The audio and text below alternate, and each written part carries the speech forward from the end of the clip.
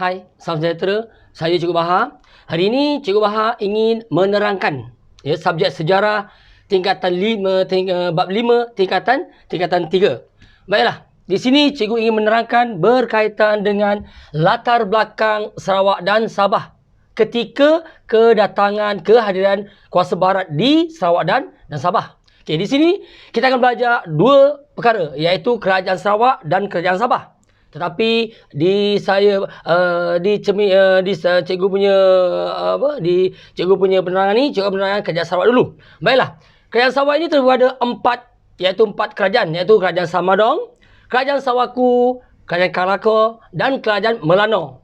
Para pelajar harus mengetahui dan menghafalkan keempat-empat kerajaan tersebut, iaitu Samadong, Melano, Kalaka dan Sawaku. Kemudian di sini ada sistem pemerintahan di Sarawak, iaitu sistem kesukuan, iaitu sistem pentadbiran pertempatan dan juga sistem kedatuan. Kesemua ini adalah sistem pemerintahan di Sarawak sebelum kedatangan kuasa barat.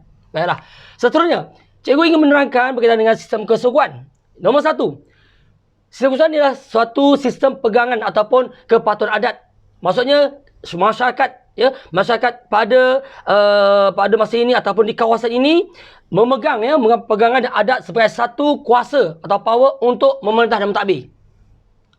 Contoh di sini iaitu tuan rumah. Tuan rumah ini adalah ketua atau pemimpin di sistem kesukuan. Dan nombor 2 iaitu sistem pentadbiran tempatan. Pentadbiran iaitu pentadbiran tempatan ini diasaskan oleh Kesultanan Brunei. Maksudnya Sultan Brunei yang mengasaskan negeri Sarawak ini dan sistem pentadbiran tempatan di Sarawak. Contoh kawasan kerajaan di Sarawak ketika ini iaitu sungai kerajaan, lepas tu Sungai Tulen dan Sungai Kuripan. Kemudian yang nombor 3, sistem kedatuan. Apa itu sistem kedatuan? Iaitu sistem pemerintahan tradisi, turun-temurun. Turun-temurun. Kemudian kerajaan yang paling famous, kerajaan paling utama ketika ini iaitu kerajaan Sawaku. Yang ini, yang tadi cikgu terangkan tadi, Sawaku. Ini kerajaan yang terawal, yang terutama, yang famous ketika ini iaitu kerajaan Sawaku. Kemudian di sini setiap pemimpin atau masyarakat pemimpin dia digelar sebagai datu. Contoh datu di sini iaitu Datuk Patinggi, Datuk Temenggung dan Datuk Bendahara. Baiklah, selepas ini cikgu akan menerangkan berkaitan dengan kerajaan Sabah pula. Sambung lepas ini. Hai, salam sejahtera. Okey, saya Cikgu Bahar ingin menyambung balik topiknya sejarah bab 3, sejarah form 3 bab 5. Baiklah, di sini kita akan belajar tentang sistem pemerintahan Sabah. Yang tadi cikgu mengajar tentang ciri-ciri, background kerajaan ataupun sistem pemerintahan Sarawak. Yang ini sistem pemerintahan di Sabah pula. Okey, di Sabah ni ada 3 item, 3 item atau 3 fakta atau 3 isi yang perlu pelajar-pelajar ketahui. Yang pertama, sistem kesukuan, sistem pentadbiran tempatan dan sistem ketua bebas. Baiklah, di sini cikgu ada kesilapan. Cikgu pada sini ketua bebas. Alright, ini semua sistem pemerintahan. Sistem pemerintahan di Sabah ketika ini ada 3. Ingat pelajar Pelajar-pelajar tolonglah hafalkannya. Ini sangat-sangat penting. Soalan esei, soalan objektif memang akan masuk. Alright. Okay, so saya ulang balik. Sistem pemerintahan di Sabah, iaitu sistem kesukuan, sistem pentadbiran tempatan, sistem ketua bebas. Baiklah, apa maksud, apakah ciri-ciri atau apakah isi sistem kesukuan? Sistem kesukuan ini maksudnya sistem iaitu berpegang pegangan adat, alat dan kawalan sosial politik. Sistem kesukuan ini maksudnya masyarakat ini, masyarakat ada ketua dia, pemimpin dia, iaitu sebagai satu pegangan adat, alat kawalan sosial politik. Kemudian mempunyai 2 bentuk kepimpinan atau membentuk 2 pentadbiran, iaitu majlis kampung dan tukang adat. Ini sistem kesukuan. Kemudian pemimpin yang famous, pemimpin yang popular pada kita ini iaitu pemimpin Bajau, kaum Bajau yang dikenali sebagai Matoa. Apa itu Matoa? Matoa ni maksudnya melindungi adat dan memelihara anak buah. Pemimpin Bajau ni iaitu dikenali sebagai Matoa. Apa fungsi dia, peranan dia? Iaitu melindungi adat dan memelihara anak buah. Dan yang kedua pula, sistem pentadbiran tempatan. Diasaskan oleh siapa? Kesultanan Brunei di bahagian barat Sabah. Dan sistem pentadbiran tempatan di Sabah pula masih lagi diasas oleh Kesultanan Sulu, iaitu Timur Sabah. Kemudian di dalam sistem pentadbiran tempatan Sabah ini terdapat golongan datu. Ya, golongan datu ya, iaitu golongan yang mentadbir Sabah dan mentadbir kawasan ataupun tapak ataupun tanah di Sabah dan diasaskan atau di bawah Kesultanan Sulu.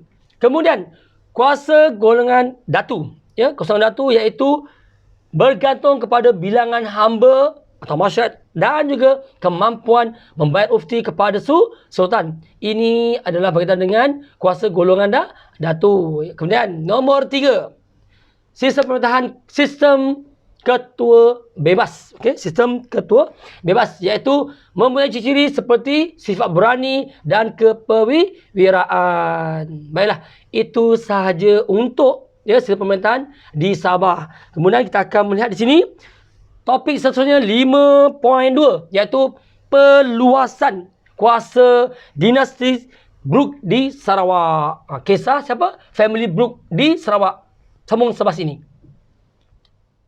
Hai, salam sejahtera. Baiklah, Cikgu Wahab akan menerangkan topik 5.2 iaitu perluasan kuasa dinasti Brooke di Sarawak bab 5 tingkatan 3 sejarah. Baiklah ya. Konflik di Sarawak. Konflik Sarawak ini melibatkan 4 orang. Alright, 4 orang iaitu Sultan Omar Ali Saifuddin. Kemudian nombor 2 melibatkan pengiran Raja Muda Hashim. Yang ketiga James Brooke. James Brooke ini adalah orang British ya, Mat Saleh ya, orang Mat Saleh British yang nakkan Sarawak. Right? Dan nombor 4 iaitu Datuk Patinggi Ali. Baiklah, konflik ini berlaku di antara 4 orang ini berperingkat-peringkat di setiap daerah. Baiklah, yang pertama, cikgu nak cerita pasal berkaitan dengan Sultan Omar Ali Saifuddin ni, iaitu Sultan Brunei. Ya, Sultan Brunei ketika namanya Sultan Omar Ali Saifuddin.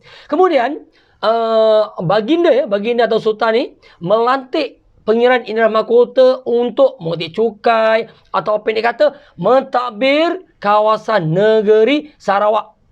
Kemudian pengiran Indra Mahkota melakukan tugas dia dan mentadbir, dan yang tidak disenangi oleh penduduk atau masyarakat ketika ini iaitu pengiran Mahkota mengenai cukai yang tinggi. Sebelum ini cukai rendah. Dilantik saja pengiran Indra Mahkota menjadi pentadbir, maka dinaikkan cukai di kawasan di negeri Sarawak dan kerahan tenaga. Maksudnya di sini ada dua faktor mengapa masyarakat atau kesempatan menentang pilihan Indra Mahkota, iaitu mengenai cukai yang tinggi dan kerahan tenaga memaksa masyarakat bekerja. Dan kesan dia, pembesar tempatan tidak suka dan tak setuju dan menentang habis-habisan pilihan Indra Mahkota. Kemudian di sini Datuk Patinggi Ali Datuk Patinggi Ali rasa sangat marah dan sangat teruja lalu menentang pengiran Indra Mahkota. Di sini cikgu letak sini PIM. PIM maksudnya pengiran Indra Mahkota. Yang ini. Pelajaran ni saya tandakan Alright. PIM ni maksudnya pengiran Indra Mahkota. Jadi sekarang ni saya pendekkan kisahnya sekarang ni. Maksud sekarang ni iaitu Datuk Patinggi versus the fight dengan PIM iaitu Pengiran Indra Mahkota. Kita lihat seterusnya apa jadi seterusnya. Nombor 2. Konflik nombor 2, Pengiran Raja Muda Hashim. Saya harap pelajar tidak confuse, tidak keliru. Sebab apa? Ada nama Sultan Omar Ali, ada nama Pengiran Indra Mahkota, ada nama Datuk Patinggi Ali dan sebagainya. Jadi pelajar saya harap step by step nak fahamkannya. Right? Jangan campurkan. Kita jangan campurkan. Nak faham sejarah ni, demi fakta dia, jangan cuba campurkan. Kisah di Sarawak campur di Sabah, kisah di Melaka campur di Kedah. Jangan. Kita nak belajar sejarah ni, nak pandai, nak cekap, nak master sejarah ni, baca fakta satu persatu dan jangan campurkan fakta lain dengan fakta yang lain. Jangan. Step by step.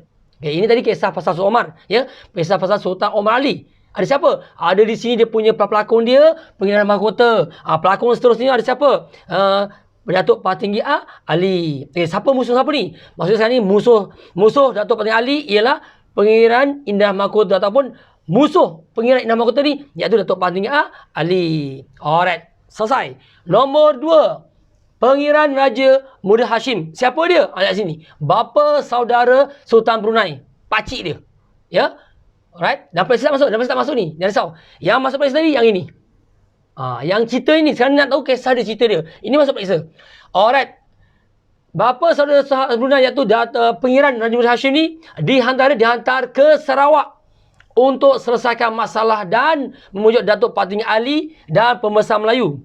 Nampak tak sini? Maksud dia sekarang ni, Raja Muda Hashim ni dia